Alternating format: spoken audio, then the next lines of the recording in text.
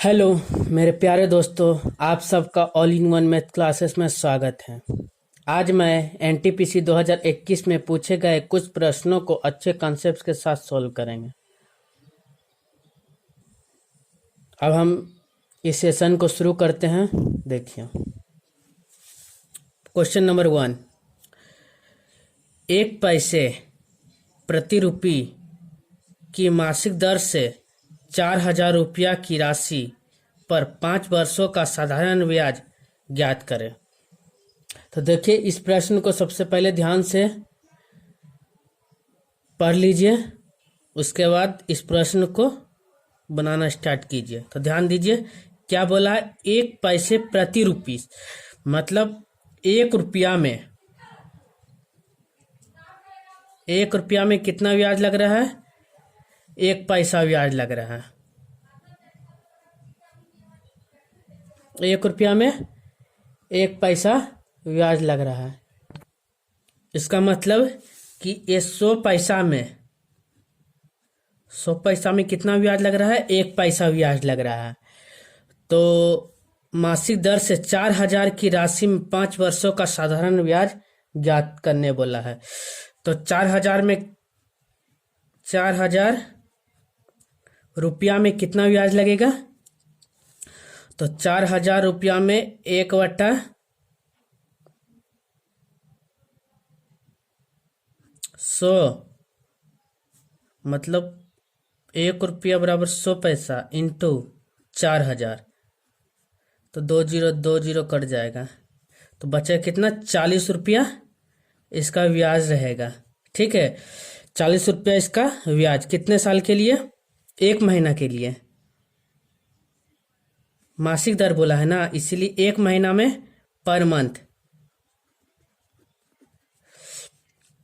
Month इसका ब्याज कितना हुआ? 4,000 का 40 रुपया। ठीक है, तो अब देखिए क्या बोला? 5 वर्षों के लिए। तो 5 वर्ष में कितना मंथ होता है? 5 ईयर में 12 5 60 मंथ होता है। तो यही 60 महीना में कितना ब्याज देगा? तो 40 इंटू 60, तो कितना ब्याज देगा? 6 चौको 2400 रुपया इसका ब्याज बनेगा। ठीक है, तो इसका कितना ब्याज बनेगा? 2400 रुपया इसका ब्याज बनेगा। ठीक है, देख लीजिए एक बार और। 1 पैसे प्रति रुपये की मासिक दर से 4,000 रुपया की राशि पर 5 वर्षों का साधारण ब्याज ज्ञात करें। तो सबसे पहले हमको देखना है कि कितना ब्याज लग रहा है। 1 पैसे प्रति रुपये, मतलब 1 रुपया में कितना पैसा लग रहा है ब्याज? 1 पैसा ब्याज लग रहा है। ठीक है, तो 4,000 की राशि में 1 महीना में ब्याज कितना होगा उसको निकाल लीजिए पहले। तो 1/100 इंटू 4,000, 40 रुपया पर मंथ आएगा। तो हमको कितना महीना का कितना बोला है? 5 वर्ष का। तो 5 वर्ष में कितना महीना होता है? 60 महीना होता है। तो इसको 60 से गुना कर दिए, 60 से गुना किया तो 2,400 रुपया इसका आंसर आया। Option number D. ठीक है, चलते हैं हम नेक्स्ट क्वेश्चन में। ध्यान दीजिए,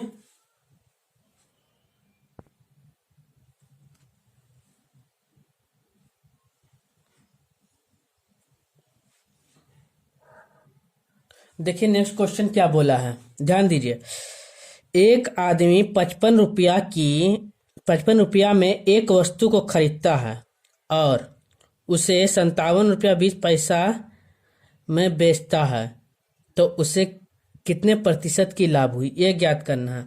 तो ध्यान दीजिए, सीपी कितना है? 55 रुपया। एसपी कितना है?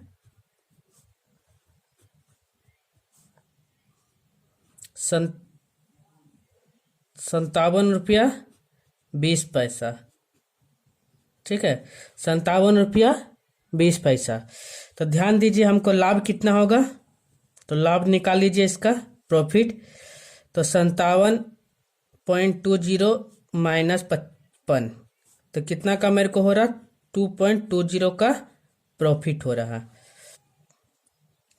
₹2.20 का प्रॉफिट हो रहा है। तो हमको क्या निकालने बोला है इस प्रश्न में?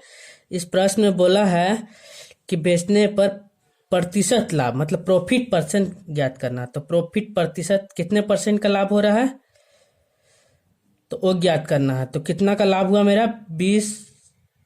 ₹2.20 बटा कितना में? 55 में, इंटू 100। अब इसको फाइंड आउट कर लीजिए, गुना 100। ठीक है, अब ये 100 और 100 कट जाएगा,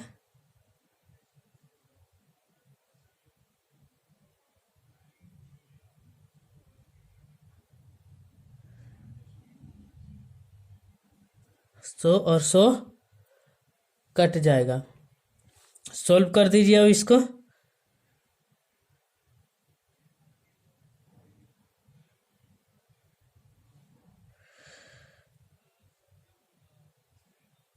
तो 50 चौके 200, 5 चौके 20, मतलब 4%। कितना आ गया? 4% का प्रॉफिट हुआ, 4% का प्रॉफिट। ऑप्शन नंबर सी। ठीक है, ऑप्शन नंबर सी। चलते हैं हम नेक्स्ट क्वेश्चन में, ध्यान दीजिए।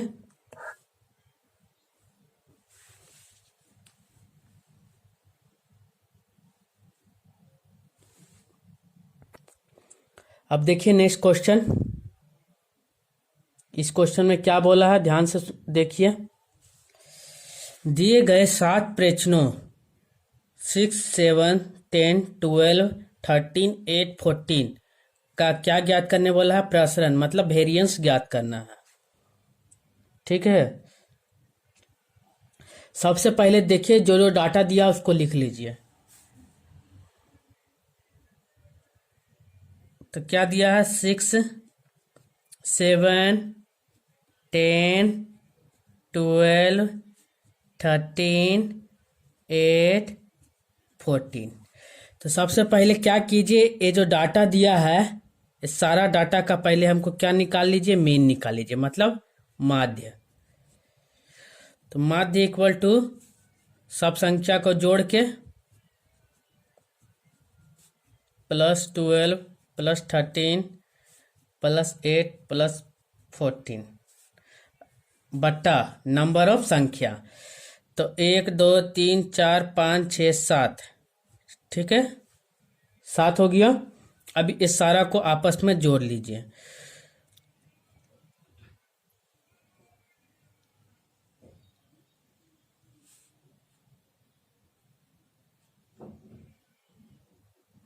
टोटल जोड़ने पे 70 आ रहा।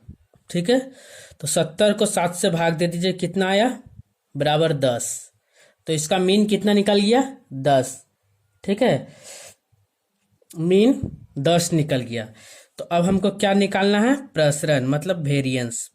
प्रसरण, तो प्रसरण निकालने के लिए देखिए, ये जो मीन आया, मीन को इसके साथ घटाइए, पहला संख्या के साथ।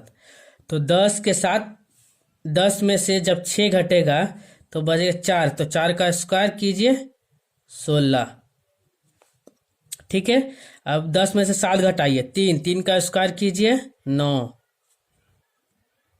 10 में से 10 घटाइए, 0। तो यहाँ 0। 10 में से 12 घटेगा तो -2। -2 का स्क्वायर 4।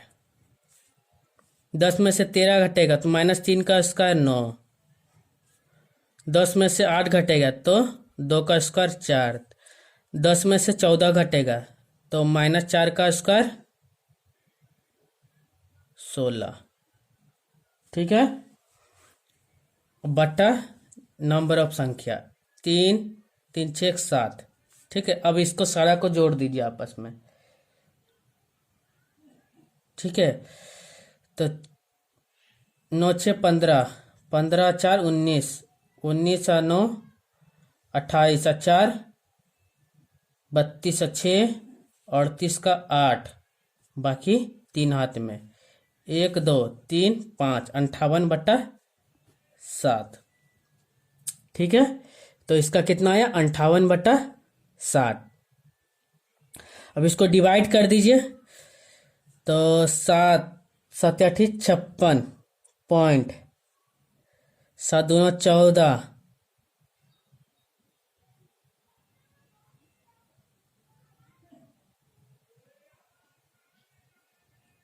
0.8 मतलब 9 के समथिंग इसका आंसर आएगा। 8.29 के समथिंग इसका आंसर आएगा। ठीक है,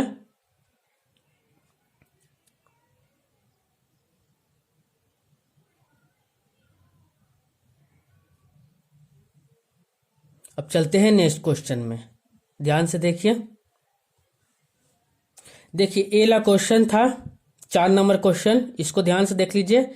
ए बोला है 99 का क्यूब। 99 का क्यूब क्या होता है? तो 99 का क्यूब होता है 970299। तो इसका ऑप्शन नंबर कितना आ जाएगा? बी।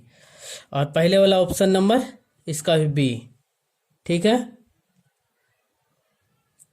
चलते हैं नेक्स्ट क्वेश्चन पे। ध्यान से देखिए, देखिए हम नेक्स्ट क्वेश्चन।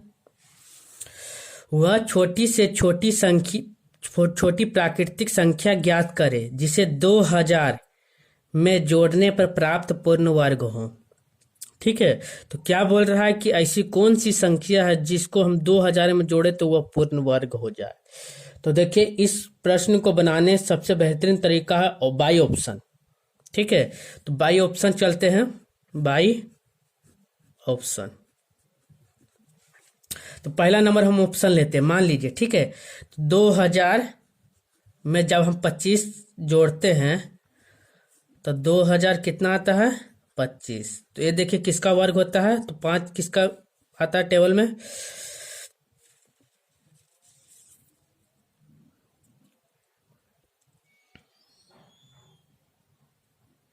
5 का टेबल में ही आता है। ठीक है, 5 25, तो एक अंक छोड़ दीजिए। अब देखिए 20, एक किसका स्क्वायर के समथिंग है? तो एक इसका स्क्वायर का समथिंग है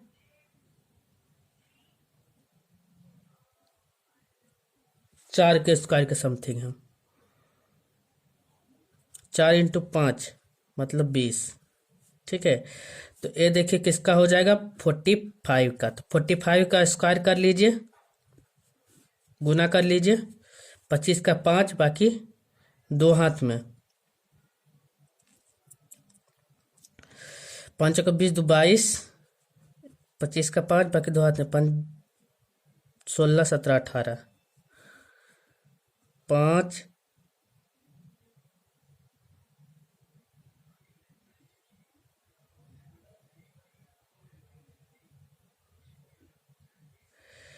5 का 20, 2 10 का 0, बाकी 2। देखिए किसका स्क्वायर आ गया? तो ऑप्शन नंबर ए, वह संख्या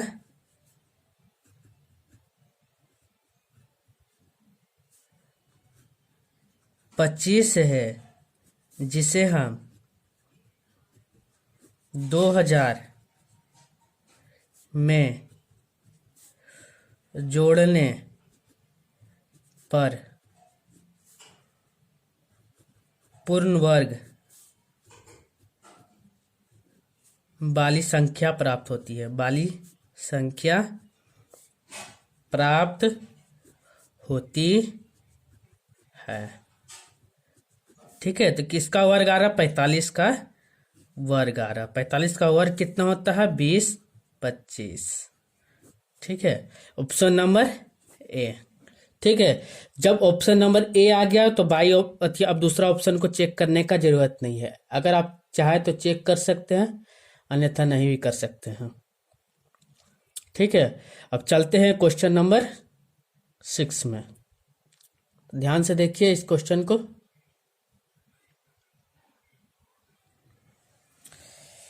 तो ध्यान दीजिए, 231 इंटू 326 का मान कितना है?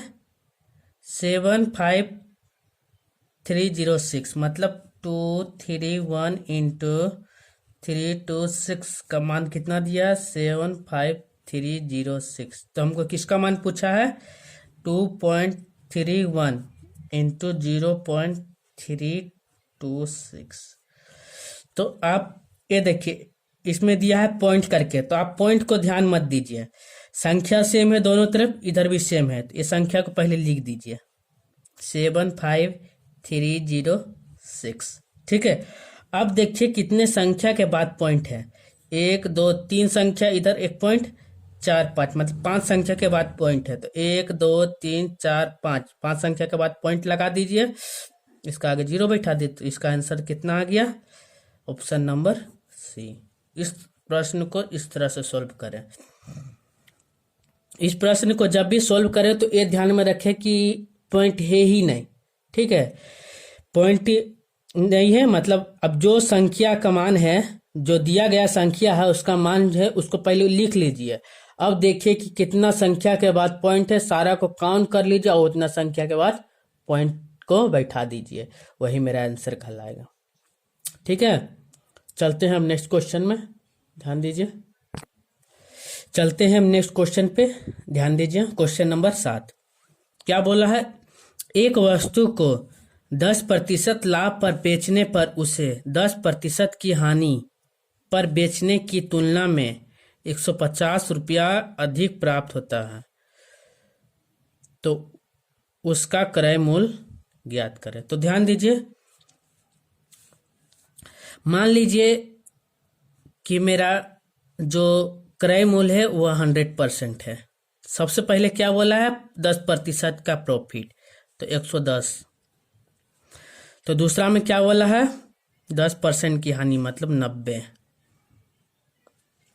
ठीक है, तो इसकी तुलना में 150 रुपया अधिक। तो देखिए ये इससे कितना अधिक है?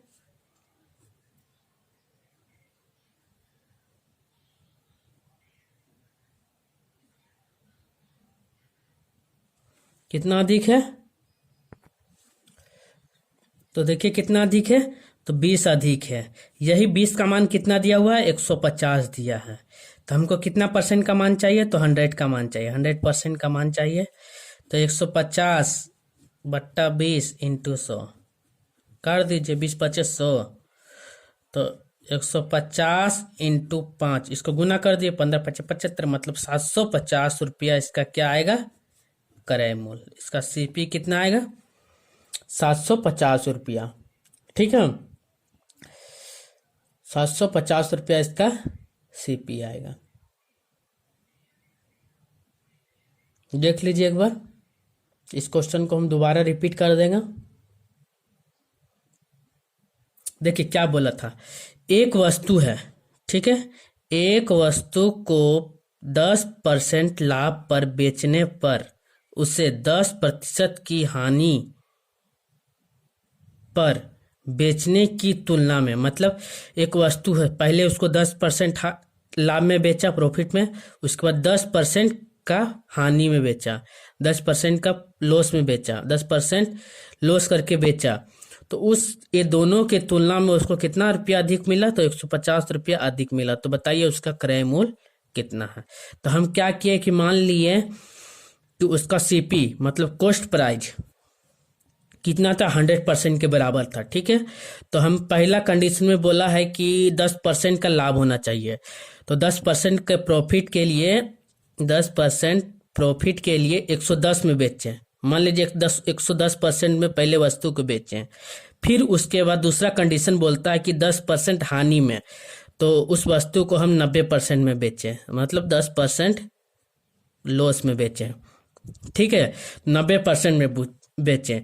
तो अब ये जो लेन देन हुआ, इस लेन देन में कितना रुपया अधिक मिला मेरे को? इस लेन देन में 120 रुपया अधिक मिला। तो देखिए 110% में जब हम बेचे और 90% में बेचे, तो इस दौरान मेरे को 20% का अंतर मिल रहा है। ठीक है, दोनों दोनों क्रिया में मेरे को 20% का अंतर मिल रहा है। तो यही 20% का मान कितना दिया है, 150 रुपया दिया है। तो हमको कितना परसेंट का मान चाहिए, 100% का मान चाहिए। तो यही 150/20 इंटू 100। तो इसको काट दिया 20×2500। अब इसको गुना कर दिया, 15×5=75। 75 पे एक जीरो बैठा दिया। इसका सीपी कितना निकल गया, इसका सीपी निकल गया कितना, 750 रुपया। ठीक है।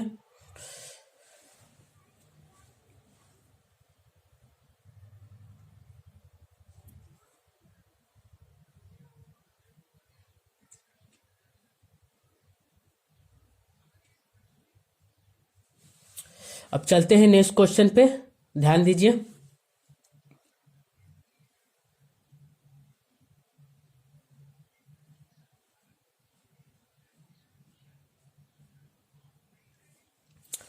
देखिए, एक तो बोर्ड मास का प्रश्न दिया है जो कि काफी बहुत आसान है। ठीक है। तो इसका पहले वाला क्वेश्चन का ऑप्शन नंबर कितना था, ऑप्शन नंबर ए। ठीक है। अब चलते हैं क्वेश्चन नंबर 8 में। तो इस प्रश्न में देखिए क्या बोला है। इस प्रश्न में बोर्ड मास का रूल से हम इस प्रश्न को पूरी तरह से सॉल्व करेंगे। तो देखिए क्या बोला है, 32/2/2/2/2 ठीक है का मान ज्ञात करें। सबसे पहले देखिए जिसको दिया है उसको लिख लीजिए, 32/2/2/2/2। ठीक है। तो अब इसको क्या कीजिए, इस प्रश्न को मल्टीप्लाई में बदल दीजिए, मतलब गुना में बदल दीजिए। कैसे गुना में बदलाएगा, देखिए जब हम 32 लिखेंगे, इसका बीच अगर गुना का साइन लगाते हैं तो ये 1/, कितना हो जाएगा, 2 हो जाएगा। ठीक है। अब इसका बीच में भी हम गुना का साइन लगाएंगे तो 1/, कितना हो जाएगा, 2। इसका बीच में भी गुना का साइन लगाएंगे तो 1/2। इसका बीच में भी तो 1/2। ठीक है।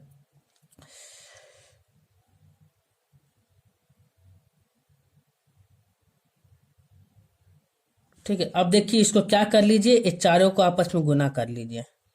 तो जब चारों गुना किए तो कितना आया, 16। ठीक है। गुना किए तो कितना आया, 16। अब ये जो 16 आया, इस 16 को क्या कर लीजिए, 16 से डिवाइड कर दीजिए 32 को। तो कितना बार आया, 2 बार में। ठीक है। तो इसका आंसर कितना आया, 2, ऑप्शन नंबर सी। ठीक है, ऑप्शन नंबर सी। देख लीजिए एक बार कहीं कोई मिस्टेक तो नहीं हुई।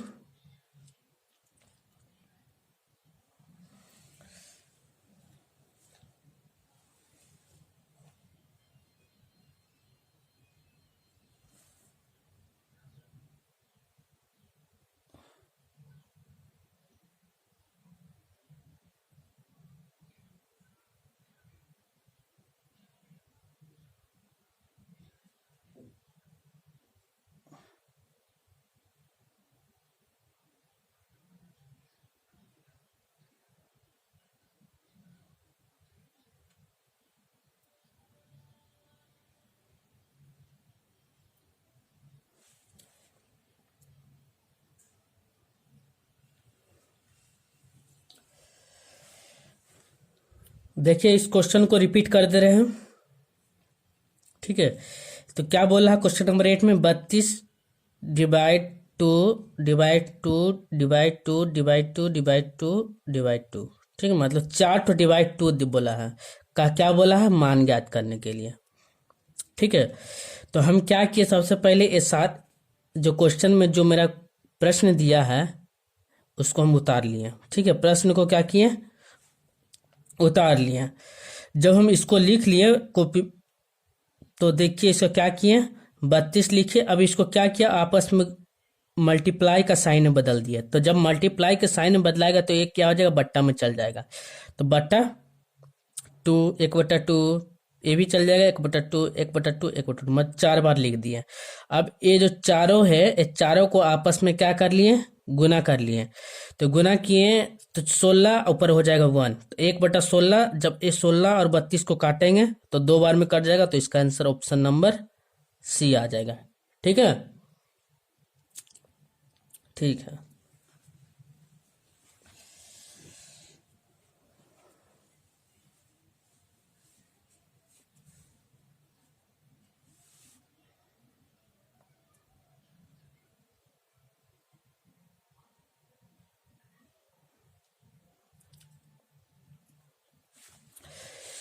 अगर आपको कोई भी क्वेश्चन में कंफ्यूजन हो तो कृपया कमेंट बॉक्स में कमेंट करें, ठीक है। आज मैं इतना ही क्वेश्चन तक इस वीडियो को समाप्त करता हूं। अगर आपको ये वीडियो अच्छा लगा है तो प्लीज़ अपने दोस्तों में शेयर करें और इस चैनल को सब्सक्राइब करें और वीडियो को लाइक और शेयर दोनों करें, ठीक है। धन्यवाद। हेलो मेरे प्यारे दोस्तों, आप सबका all in one math classes में स्वागत है। आज मैं एनटीपीसी में पूछे गए कुछ प्रश्नों को अच्छे कंसेप्ट के साथ सोल्व करूंगा। देखिए, क्वेश्चन नंबर 1। क्वेश्चन नंबर 1 में क्या बोल रहा है कि 15/4, 10/3 और 3/6 का एचसीएफ ज्ञात करें, ठीक है। तो एचसीएफ ज्ञात करने के लिए ध्यान दीजिएगा, एक फॉर्मूला था, एचसीएफ बराबर ऊपर का एचसीएफ बट्टा नीचे का एलसीएम, ठीक है। ये मेरा फॉर्मूला है। तो ध्यान दीजिए, जो संख्या पहले दिया है उसको लिख लीजिए। 15/4, 10/3 और 35/6। तो इस प्रश्न में हमको क्या निकालना है? इस प्रश्न में निकालना है एचसीएफ निकालना है। तो एचसीएफ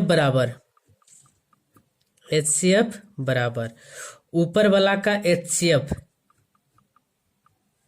तो ऊपर का एचसीएफ क्या आएगा? कॉमन फैक्टर क्या है? 35, 10, 15 में कॉमन फैक्टर है 5, ठीक है। कॉमन फैक्टर कितना है? 5, ठीक है। Common factor 5। और नीचे का क्या? एलसीएम। तो एलसीएम निकाल लीजिए।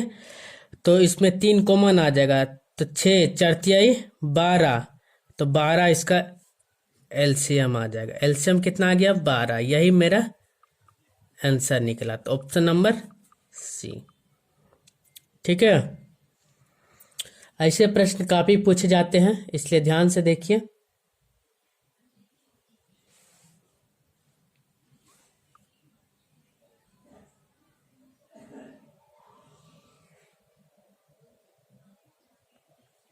एक बार और देख लीजिए इस प्रश्न को। 15/4 और 10/3 और 35/6 का एचसीएफ ज्ञात करें। तो सबसे पहले जो क्वेश्चन दिया रहता है उसको लिख लीजिए। हमेशा याद रखिए कि जब एचसीएफ बोलेगा तो ऊपर वाला का एचसीएफ, नीचे वाला का एलसीएम, और जब एलसीएम बोलेगा तो ऊपर वाला का एलसीएम, नीचे वाला का एचसीएफ। तो 15/4, 10/3 और 35/6। तो 15, 10, 35 का एचसीएफ कितना आ जाएगा? Common factor. तो 35, 10, 15 में कॉमन फैक्टर आ जाएगा 5, ठीक है। और नीचे का एलसीएम कितना आ जाएगा? तो इसमें देखिए ये दोनों में कॉमन आ जाएगा 3, तो 4 12, तो 4 12, तो इसका एलसीएम कितना आ जाएगा? एलसीएम आ जाएगा 12।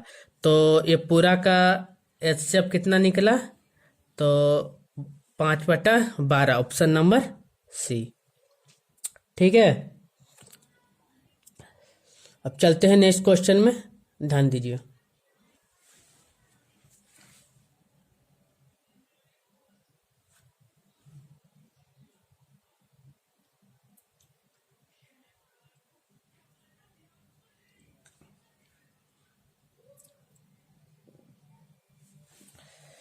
अब देखिए क्वेश्चन नंबर 2।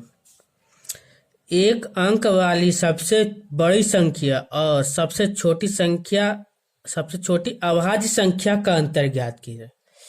तो एक अंक का सबसे बड़ी अभाज्य संख्या कौन है? तो एक अंक का सबसे बड़ी अभाज्य संख्या बराबर 7। अभाज्य संख्या किसको कहते हैं?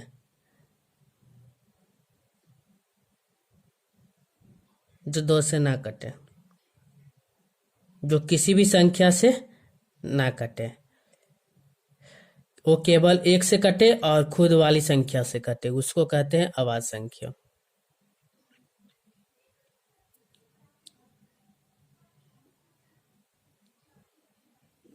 और सबसे छोटी अभाज्य संख्या,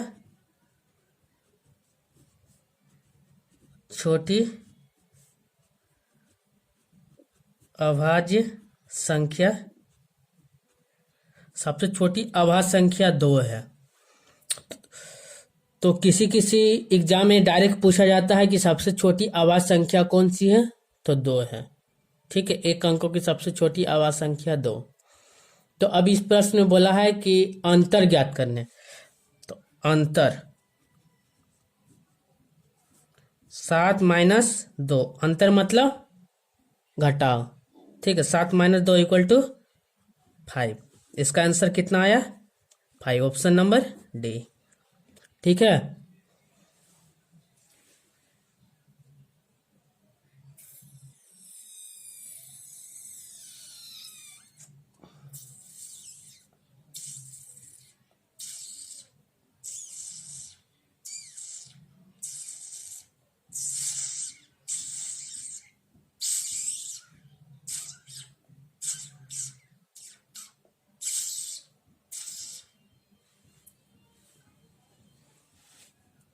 अब चलते हैं क्वेश्चन नंबर 3 में।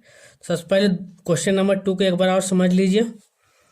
एक अंक वाली सबसे बड़ी और सबसे छोटी अभाज्य संख्या का अंतर। तो एक अंक का सबसे बड़ी संख्या 7 और सबसे छोटी संख्या 2, तो अंतर 7 में से 2 घटा दिए तो आंसर 5 आया। ठीक है, अब देखिए क्वेश्चन नंबर 3 में। देखिए क्वेश्चन नंबर 3, 57, 67 और 77 और 87, ठीक है, का एचसीएफ ज्ञात करना है। तो इस सब में कॉमन फैक्टर क्या है क्वेश्चन नंबर 3 का? 57, 67, 77, 87। तो देखिए इस चारों में कॉमन फैक्टर मेरा क्या आ जा रहा है? ओनली 1 आ रहा है। तो जो मेरा कॉमन फैक्टर आता है वही मेरा एचसीएफ कहलाता है। तो इसका एचसीएफ कितना आ जाएगा? एचसीएफ बराबर 1 आंसर। ठीक है, ऑप्शन नंबर डी। तो जब भी एचसीएफ निकालने बोलेगा तो सबसे पहले ध्यान दीजिए कि कॉमन फैक्टर क्या है। उस प्रश्न में दिया गया प्रश्न में कॉमन फैक्टर ढूंढिए। कॉमन फैक्टर जब पता चल जाएगा तो आपको मालूम चल जाएगी कॉमन एचसीएफ मेरा यही है। ठीक है, अब चलते हैं क्वेश्चन नंबर 4 में। ध्यान दीजिए क्वेश्चन नंबर 4 क्या बोला है। ए बी से दोगुना कार्य कुशल है और वे दोनों साथ मिलकर किसी कार्य को 10 दिनों में पूर्ण करते हैं, तो ए अकेला उस काम को कितने दिनों में समाप्त करेंगे? तो ये क्षमता वाला है। ठीक है, ऐसे प्रश्न काफी पूछे जाते हैं, इसलिए इस प्रश्न को ध्यान से देखिएगा। अगर कुछ गड़बड़ी होता है तो प्लीज कमेंट बॉक्स में कमेंट कीजिएगा। अगर आपको ये वीडियो अच्छा लग रहा है तो प्लीज दोस्तों में शेयर कर दीजिए, और जो भी बच्चे नए आए हैं वो इस चैनल को सब्सक्राइब कर दें, या जो भी दोस्तों नए आए हैं दोस्त सब्सक्राइब कर दे इस चैनल को। देखिए इस प्रश्न में क्या बोल रहा है। ए जो है 20 से कितना है? दोगुना सक्षम है। मतलब क्या कि ए किसी काम को मान लीजिए 1 दिन में करता है, तो उस ए किसी काम को एक दिन में करता है तो बी उस काम को कितने दिन में करेगा? आधे दिन में। क्यों? क्योंकि उससे आधा सक्षम है। लेकिन बी से जो ए है वो दुगना सक्षम है। तो ध्यान दीजिए, ए जो है बी, अगर मान लीजिए ए किसी काम एक काम करता है तो बी कितना काम करेगा? 2 काम करेगा। इसी को क्या बोलते हैं? क्षमता, इफिशियंसी। ठीक है। तो जब दोनों का मेरा क्या निकल गया? क्षमता निकल गया। और उस कार्य को पूर्ण करने में कितना दिन का समय लग रहा है? डेज 10 दिन का लग रहा है। तो 10 दिन का समय लग रहा है। तो इस प्रश्न को सॉल्व करने के लिए सबसे पहले हमको क्या करना? वर्क ज्ञात करना, मतलब टोटल वर्क। टोटल वर्क कैसे निकलेगा? तो कितना दिन काम हो रहा है? 10 दिन। और दोनों का एफिशिएंसी जोड़ के कितना आ रहा है? 3। तो इसको 3 से गुना कर दिया तो टोटल वर्क कितना निकला? 30। ठीक है, ये मेरा टोटल वर्क। टोटल काम कितना आ गया? 30 काम। अब यही 30 काम को किसको करना है? ए को अकेला इस काम को खत्म करना है। तो ध्यान दीजिए, हमको किससे काम करवाना है? ए से काम करवाना है। ठीक है। तो टोटल वर्क कितना निकला? 30। ए कितना दिन में, ए का क्षमता क्या है? ए एक दिन में कितना काम कर सकता है? 2 काम कर सकता है। तो 2 काम का 30 काम करने में उसको 15 दिन का समय लगेगा। तो इस 15 दिन में एक काम ए जो है वो 30 काम को पूरी तरह से समाप्त कर देगा। ठीक है। ये 15 दिन में उस काम को पूरी तरह से समाप्त कर देगा।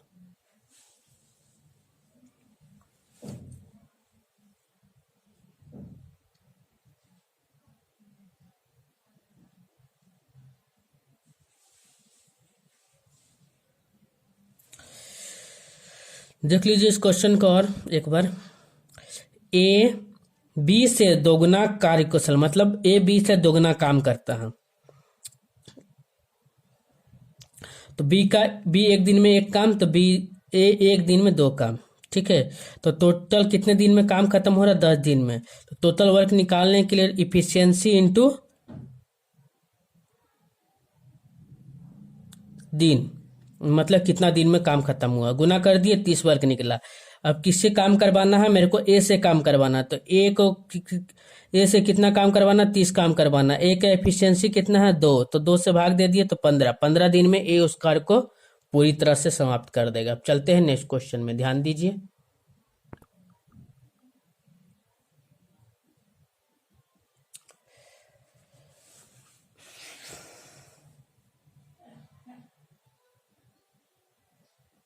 तो देखिए रीजनिंग के कुछ प्रश्न हैं, 2 प्रश्न हैं।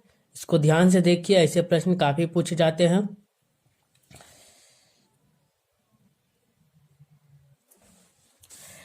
एक निश्चित कोड भाषा में 124 का अर्थ होता है सी लाइक्स हर है। 137 का अर्थ है ही डिटेस्ट हर।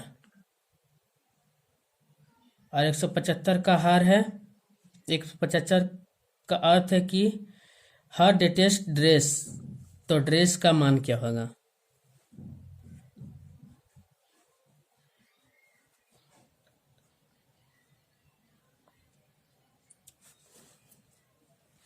तो ध्यान दीजिए, 124 का क्या अर्थ है? शी लाइक्स हर। ठीक है। और 175 का क्या अर्थ है? ही डिटेस्ट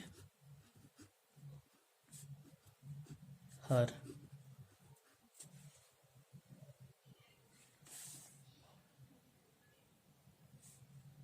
वन 137 का अर्थ है।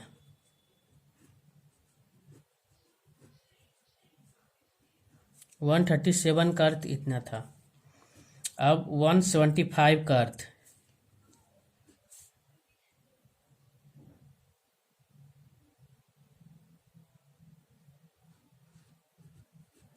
हर डिटेस्ट ड्रेस।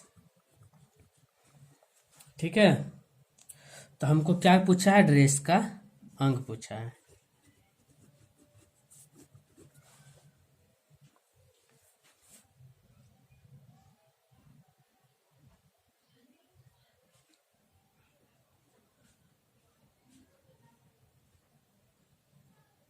यहाँ देखिए कॉमन कौन सा है, ये दोनों में हर कॉमन है।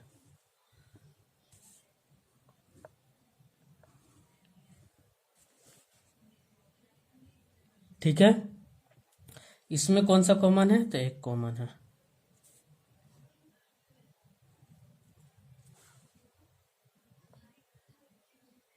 इसमें भी हर कॉमन था।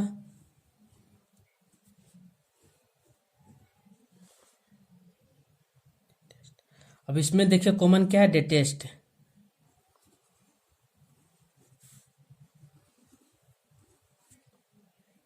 इसमें कॉमन क्या है, 7।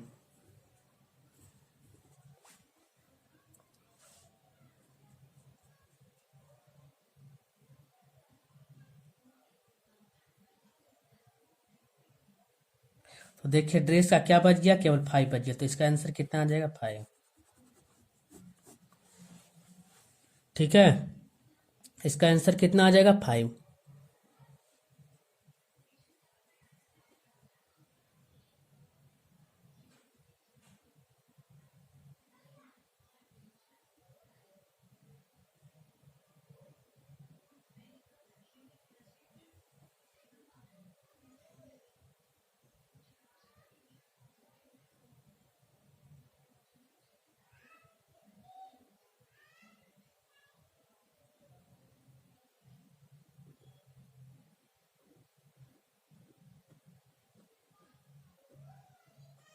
चलते हैं हम नेक्स्ट क्वेश्चन में, ध्यान से देखिए। देखिए क्वेश्चन नंबर, इसी तरह से पूछा गया है। ठीक है, एक निश्चित कोट भाषा में PAS का मान,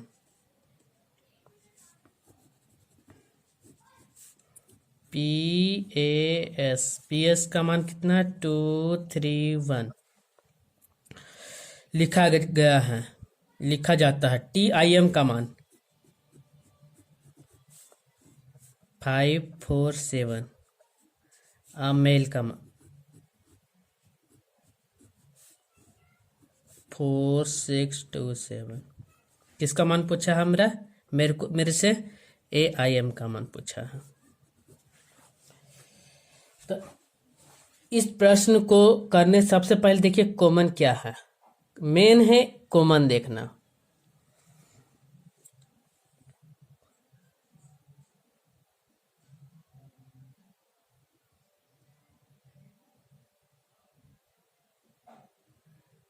तो देखिए इसमें ए कॉमन है, इसमें भी क्या कॉमन है, ए कॉमन है, तो इसमें क्या कॉमन हो जाएगा, 2 कॉमन हो जाएगा दोनों में। ठीक है, इसमें देखिए आई कॉमन है, तो इसमें भी कॉमन क्या आ जाएगा, 4।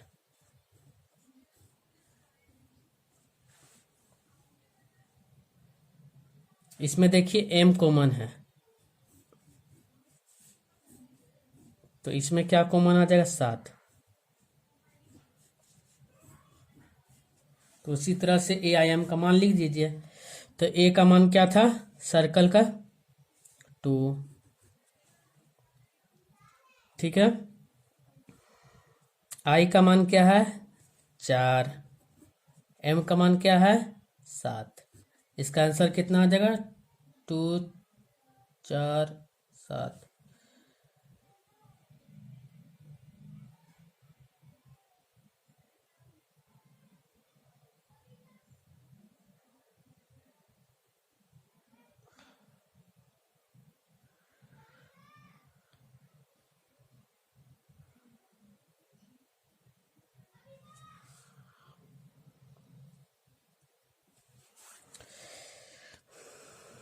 एम का मान कॉमन क्या आ गया,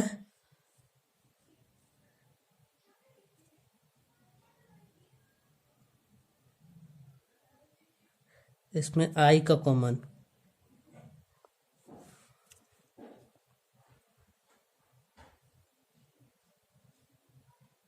ये ऑप्शन नहीं है।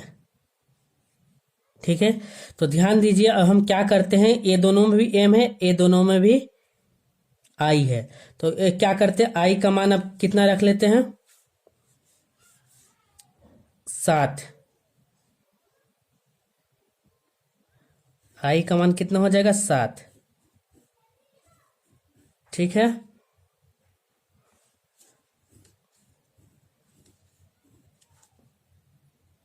और एम का मान 2, एम का मान 4। क्यों ऐसा करना क्यों पड़ा, क्योंकि ऑप्शन नंबर 274 मतलब 7 को पहले लिया है, 7 4 ऑप्शन के अनुसार चलिएगा, 7 4, इसका आंसर कितना है, 274, ऑप्शन नंबर ए। ठीक है, अगर मान लीजिए दोनों रहता, 2 4 7 भी रहता, ठीक है, तो एक ऑप्शन जरूर रहता कि बोथ। ठीक है, इसलिए ध्यान दीजिएगा।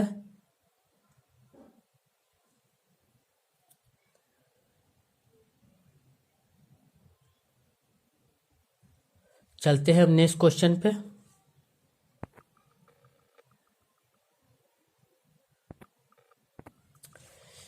देखिए, एक और प्रश्न पूछा था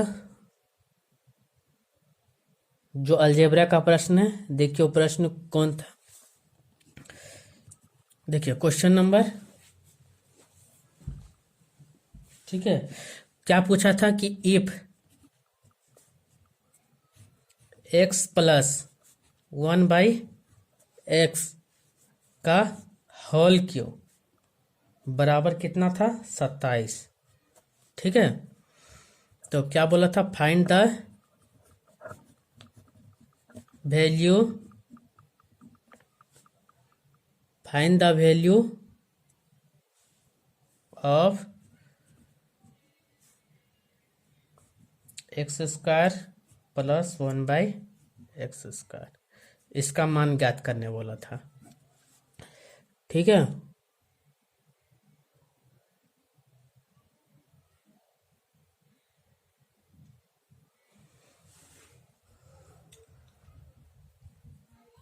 देखिए इस प्रश्न को कैसे किया जाता है।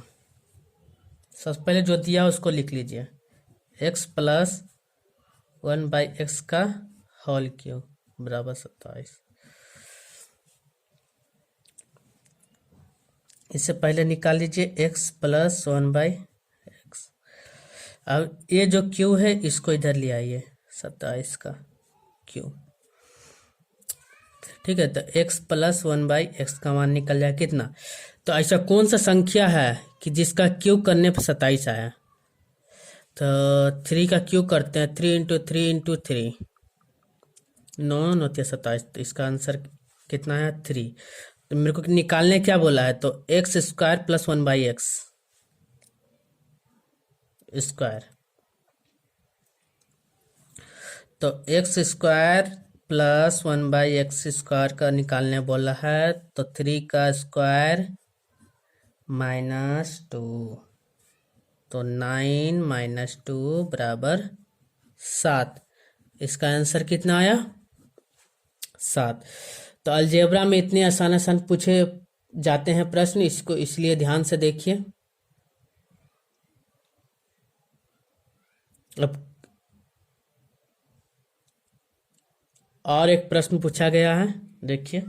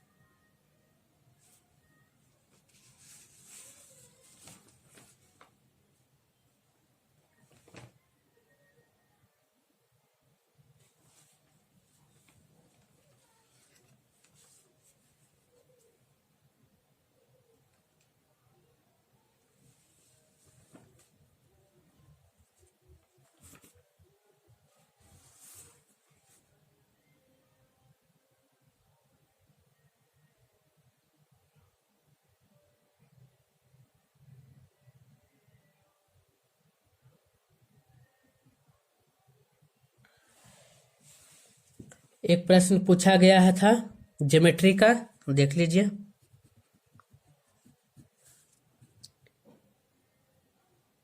एक समबाहु त्रिभुज ABC की भुजा 27 सेंटीमीटर है और ओ उसका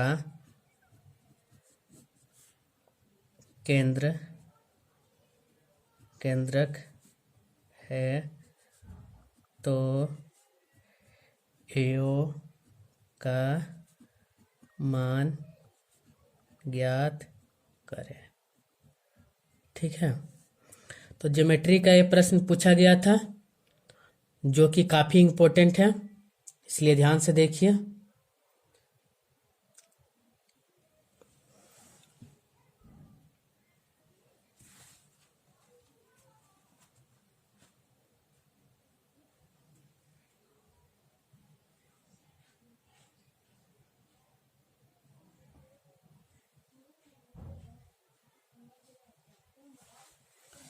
तो क्या बोला है, एक समबाहु त्रिभुज ABC की भुजा 27 सेंटीमीटर है और उसका केंद्रक O है, तो AO का मान। समबाहु त्रिभुज मतलब जिसकी तीनों भुजा आपस में बराबर हो। तो मान लीजिए समबाहु त्रिभुज ABC, ठीक है, समबाहु त्रिभुज ABC जिसकी भुजा कितना है, 27 27 27, ठीक है, और उसका केंद्र क्या है, O। केंद्र क्या है, O।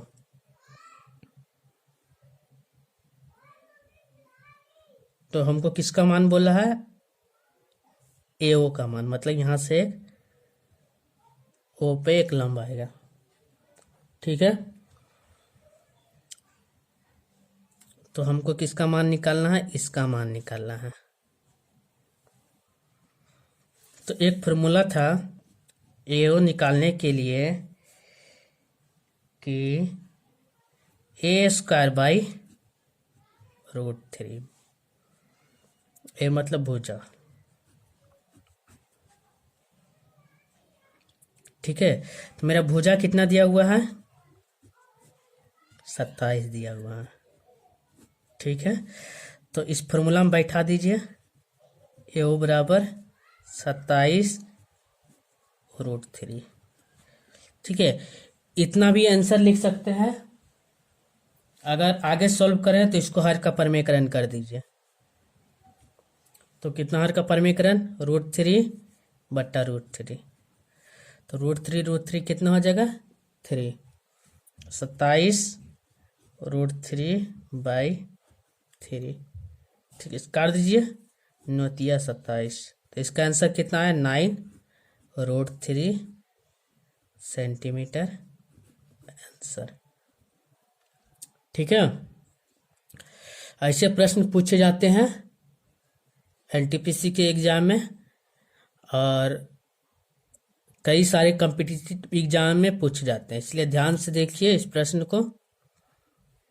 ज्योमेट्री का शानदार प्रश्न था।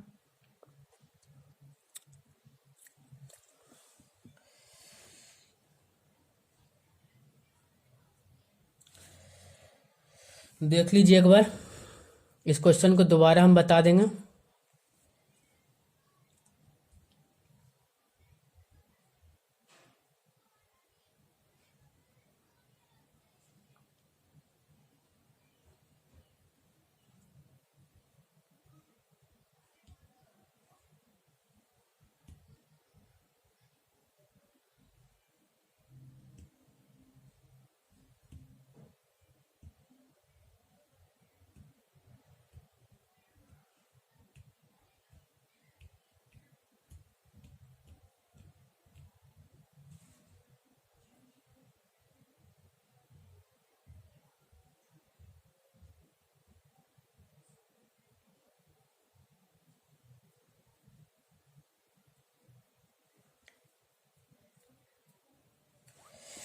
देखिए, एक समबाहु त्रिभुज ए बी सी की भुजा 27 सेंटीमीटर है और ओ उसका केंद्रक है, तो AO का मान ज्ञात करें। ठीक है, तो त्रिभुज समबाहु त्रिभुज बना दिए। सारे भुजा कितना का है? 27 सेंटीमीटर का है। तो केंद्र इसका कितना है? O है, तो AO से हम मिला दिए। अब इसी का मान पूछा है। ठीक है, इसका मान पूछा है। तो एक फॉर्मूला होता है, ध्यान दीजिएगा,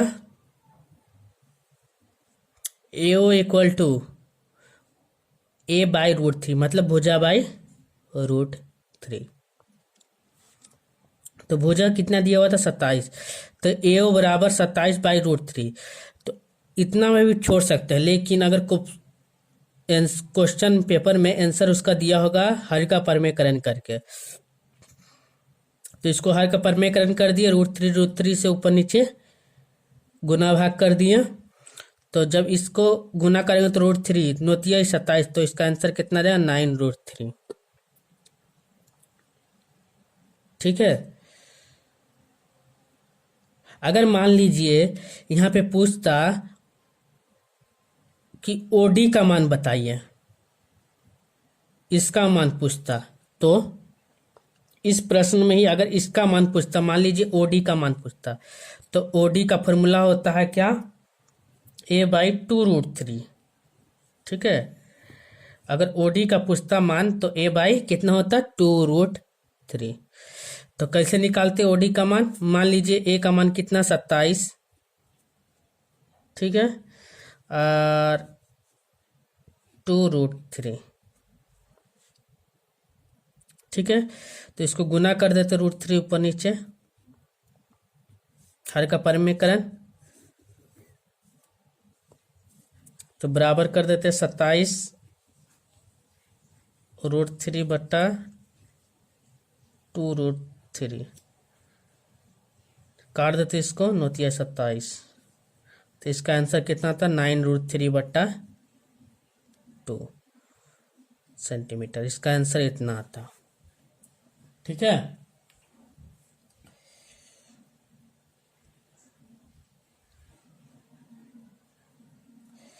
ऐसे प्रश्न पूछे जाते हैं। ध्यान दीजिए, अगर मान लीजिए इफ x प्लस 1/x का क्यूब, अगर इस प्रश्न को इस तरह से देता तो बोलता कि x प्लस 1/x का होल स्क्वायर बट्टा 25। ठीक है, तो इस प्रश्न को बोलता सॉल्व करने के लिए, तो आप क्या करते हैं? तो ध्यान दीजिए, इसको हम क्या करते हैं, तो x प्लस 1/x का मान निकाल लेते हैं। तो जब हम x का मान निकालें तो इसका मतलब क्या कि 2√5 आ जाता। तो इसका मान कितना आ जाता? तो x plus 1/x equal to 5 का किसका स्क्वायर होता है? 5 का स्क्वायर कितना आता है? 25। ठीक है, पूछता है इसका, तो x square plus 1/x square, तो 5 का स्क्वायर -2, मतलब 25 -2 बराबर 23। इसका आंसर आ जाता है। इसका आंसर कितना आ जाता? 23। तो ऐसे ऐसे प्रश्न पूछे जाते हैं, चाहे वो रेलवे हो, SSC हो, हर प्रश्न में, हर एग्जाम में इसी तरह से प्रश्न पूछे जाते हैं। इसीलिए हर प्रश्न को कंसेप्ट से बनाइए। ठीक है,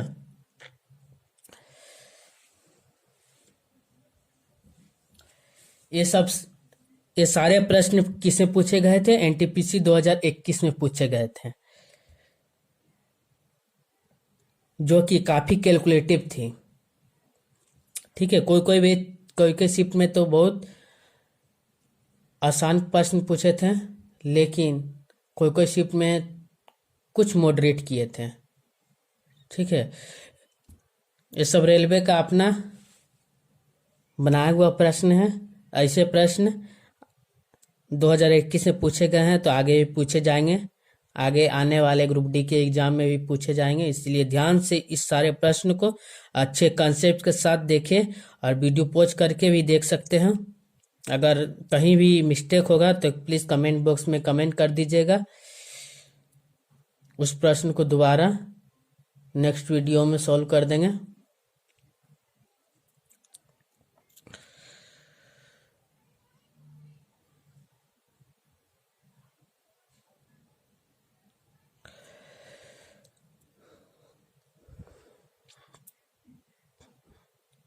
तो ये थे कुछ प्रश्न जो एग्जाम में पूछे गए थे। सारे प्रश्नों को हम आपके सामने अच्छे कंसेप्ट के साथ सॉल्व किए। ठीक है, अगर आपको ये वीडियो अच्छा लगा है तो प्लीज़ इस वीडियो को शेयर करें और इस चैनल को सब्सक्राइब करें। अगर कोई भी दोस्त या बच्चे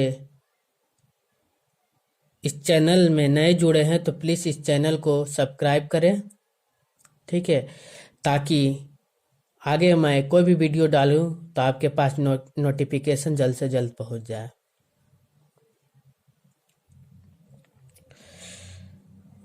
ठीक है, धन्यवाद। अब अगले क्लास में कुछ प्रश्नों को इसी तरह से सॉल्व करूंगा अच्छे कंसेप्ट के साथ।